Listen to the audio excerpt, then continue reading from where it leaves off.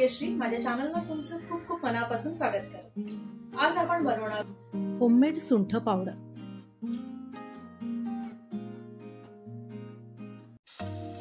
त्यासाठी इथे मी 200 ग्रॅम आलं घेतलेलं आहे, जे स्वच्छ धुवून घेतलेलं आहे आणि एका नॅपकिनने कोरडं केलं आहे। आता याचा आपण सोल्याच्या साहाय्याने सालं काढू।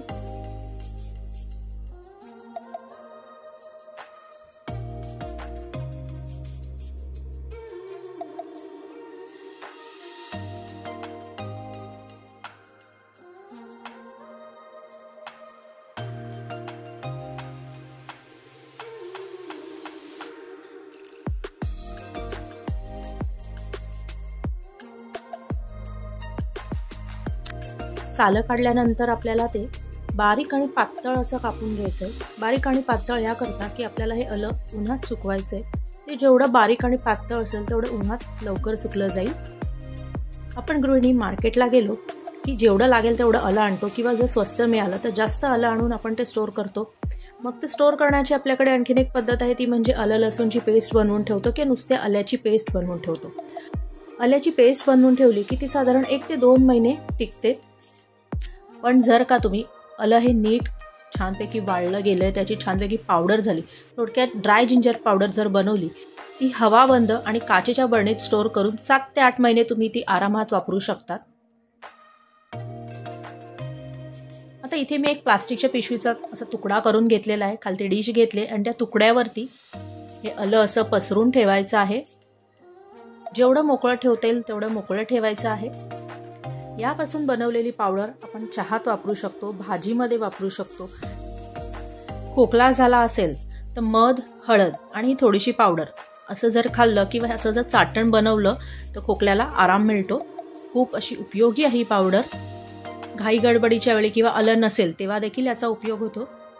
आता ह्याला आपण टोटल 4 दिवस कडक असं ऊन द्यायचं आहे।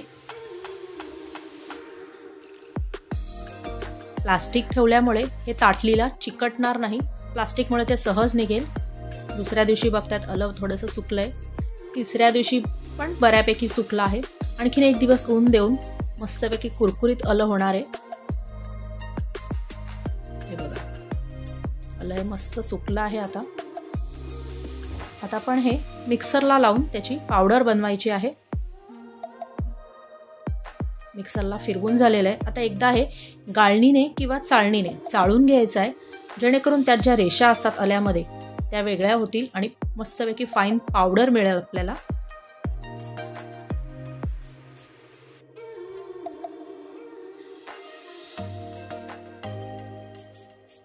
पूर्ण पावडर ही चाळून घेतली आहे।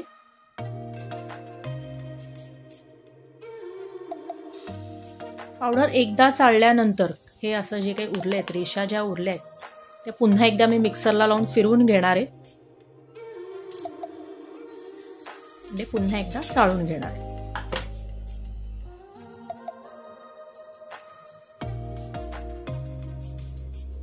ते चाळल्यानंतर हे जे उरलंय आणखीन त्या रेषा ज्या त्या फेकू न देता चहा पावडर मध्ये आपण टाकून वापरू शकतो चहा करताना। तर अशा प्रकारे तयार आहे आपली मस्तपैकी 7 ते 8 महिने टिकणारी होममेड ड्राय जिंजर पावडर। अतिशय साधी सोपी पद्धत आहे, वेगळं काही वापरलं नाही। मग कसा वाटला आजचा व्हिडिओ नक्की कमेंट करून कळवा। व्हिडिओ लाईक करा आणि शेअर करा। चॅनलवर नवीन असाल तर चॅनल सबस्क्राईब करा आणि बेल आयकॉन प्रेस करा, म्हणजे मी जे व्हिडिओ अपलोड करेल त्या तुम्हाला नोटिफिकेशन येईल। थँक्यू।